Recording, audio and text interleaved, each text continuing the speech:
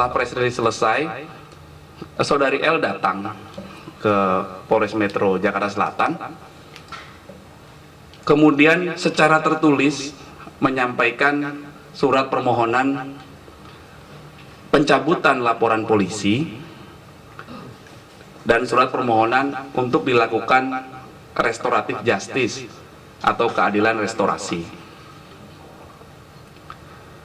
Kemudian kami juga telah menerima surat permohonan penangguhan penahanan dari kuasa hukum tersangka RB, dan juga kami sudah menerima surat permohonan penangguhan penahanan dari keluarga tersangka, dalam hal ini korban, juga mengajukan permohonan penangguhan penahanan. Di sini kita melihat bahwa di dalam proses penyidikan di kepolisian itu, polisi mempunyai wewenang penuh terhadap proses peradilan di kepolisian sampai dengan tahap 2 nanti untuk di kejaksaan. Dan apabila memang polisi menilai atau menganalisa dan menentukan bahwa ini bisa di SP3, rasanya harus bisa dipertanggungjawabkan. Ya kan? Dipertanggungjawabkan, dan saya bilang tadi ini adalah contoh, ini adalah public figure yang menjadi contoh. Tolong polisi juga tidak boleh tebang pilih dalam hal ini. Ya kan? Karena KADRT itu tidak boleh ya, ataupun tidak boleh diberikan ruang ya untuk masyarakat yang melakukan hal yang sama. Artinya tidak boleh diminimize masalah pidananya, kalau itu memang benar-benar membuat atau melukai atau mencederai atau bahkan bisa mematikan seseorang, apalagi itu istri sendiri. Nah, itulah buat contoh.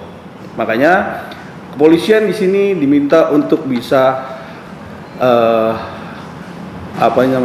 adil, artinya tidak karena dia public figure harus benar-benar adil, dan memang kalau memang benar-benar diterapkan seperti itu, buat suatu statement, artinya memang benar-benarkah apakah ini kasus ini tidak dilanjutkan, nah dasarnya apa, tolong dituangkan, ya kan?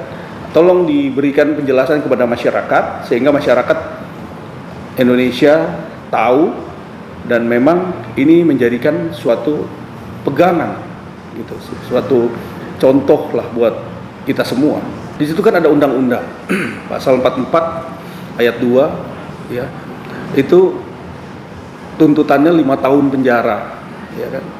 Dan ini pun sudah diterapkan atau dituangkan di dalam KUHP bahwa ini tidak bisa ditolerir. Karena apa? Karena kejahatan dalam rumah tangga ataupun KDRT, kekerasan dalam rumah tangga yang menyebabkan seseorang menjadi cedera, luka, dan permanen, apalagi itu bisa melumpuhkan atau mematikan, itu lebih parah lagi dan tidak ada tolerir. Buat saya tidak bisa diberi ruang kan adanya efek jera pada pelaku, ya kan? Sehingga kalau itu penyidikan SP3 itu dilakukan, maka surat yang diberikan kepada jaksa penuntut umum dan ke keluarga dan kepada dari pihak kepolisian memberitahu bahwa ini ada SP3, tapi harus diberikanlah ke masyarakat bahwa dasarnya apa, ya, dasarnya apa, alasannya apa, sehingga ini tidak diproses hukum kan gitu. Masyarakat jadi kan tidak bertanya-tanya kan, ya kan, harus jelas mempunyai landasan apa, atau kamu sebenarnya sudah berdamai, tapi ini kan buat contoh, ya kan, buat masyarakat yang benar-benar kalau terjadi lagi, oh gampang nanti bisa didamaikan terus bisa keluar, ya kan, ini buat contoh gitu loh.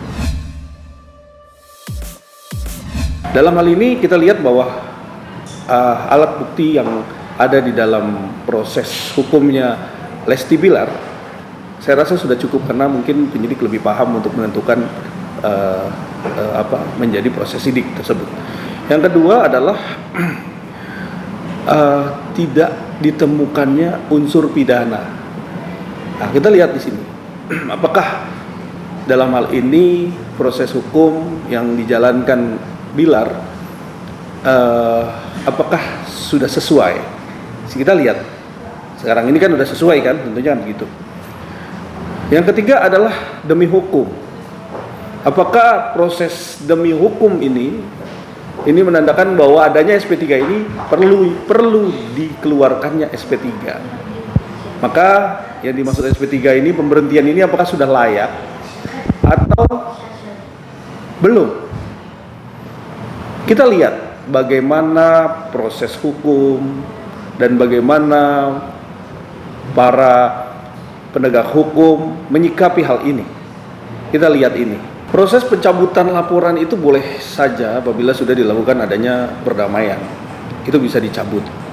Nah, prosesnya biasanya tergantung dengan delik aduannya. Kalau delik aduan biasa, maka siapapun atau tidak perlu orang yang bersangkutan atau orang lain pun bisa melakukan pelaporan. Dalam hal ini kita melihat bahwa ayahnya Lesti yang lapor dan kemudian Lesti yang mencabutnya. Kebetulan ini kan ada hubungan darah, artinya ini ayah kandung ya. Itu boleh aja. Di sini kita melihat bahwa proses penyidikan, penyidik lebih aware lah, lebih tahu tentang bagaimana penetapan seseorang jadi tersangka dan menetapkan delik itu menjadi delik biasa. Artinya bahwa siapapun bisa melaporkan tindak kejahatan atau tindak pidana dan bisa mengeluarkan SP3. Nah, di sini concern kita saat ini, kenapa proses hukumnya harus dihentikan,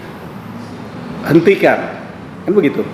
Bahwa banyak orang yang melakukan hal ataupun case yang sama, kita melihat dan menyaksikan sendiri bahwa adanya tindak kejahatan tersebut dan kemudian adanya perdamaian. Di situ kan kita mendahulukan kepentingan, di mana polisian adalah garda terdepan dalam proses penyidikan. Di sini kita melihat atau monitor terhadap bagaimana proses peradilan ini. Apakah dengan dicabutnya proses hukumnya, apakah ini menjadikan suatu contoh buat masyarakat yang mengalami hal yang sama. Artinya polisi juga tidak boleh tebang pilih, tidak boleh melakukan karena ini public figure terus adanya hal yang seperti ini terus dicabut dan bisa dilepas, dan nanti juga sebagai contoh inilah ini yang perlu concern buat polisi menindak ataupun memberikan SP3 tersebut. Ini concernnya di sini gitu kan. Karena kita semua ini semakin kritis, semakin pintar tentang hukum, orang-orang awam juga bisa melihat hukum, bagaimana bisa hukum ini ditegakkan dengan baik, dengan adil, dan secara transparan.